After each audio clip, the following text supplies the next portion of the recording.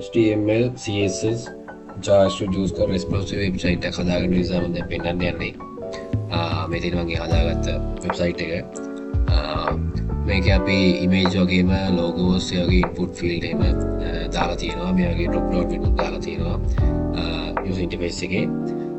ඒ වගේම මේක responsive විදිහට හදලා තියෙන්නේ. ඔයගොල්ලෝ බලා ගන්න පුළුවන්. responsive.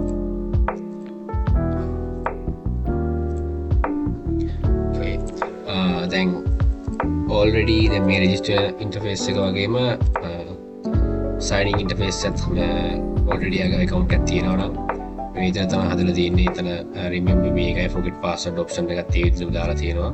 ඒ වගේම මේ දෙකේම මේ copyright එකක් දාලා තියෙනවා. බලා ගන්න පුළුවන්.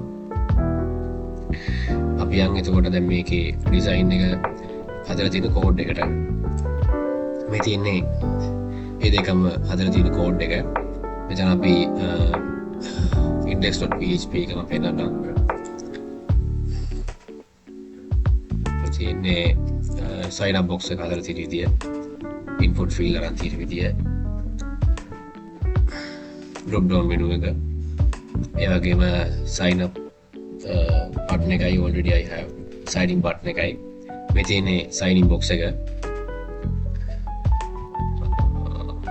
මෙතන signing button එකයි new to shop signing button එකයි. ඒ වගේම මෙතන තියෙනවා copyright එක add කරලා තියෙන photo එකේ. අපි මෙතන පහලින් script.js එක link කරලා තියෙනවා. ඒ වගේම උඩින්ම style.css එකත් link කරලා තියෙනවා.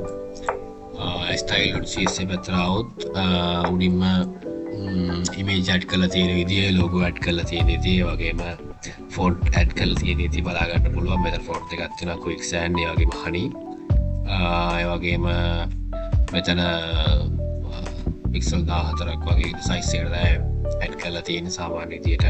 මේ තියෙන්නේ style.css එක.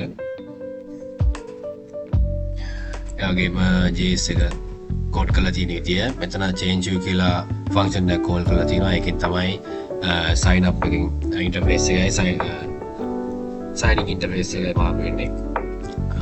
ඒ විදිහට තමයි මේ function එක call කරලා තියෙන්නේ. ඒ වගේම මේක index එකේ button වලට call කරලා තියෙනවා. ඉතින් මේ විදිහට change view call කරලා තියෙනවා. මේකේ ඒ විදිහට තමයි ඒ දෙක මාරු කරන්නේ.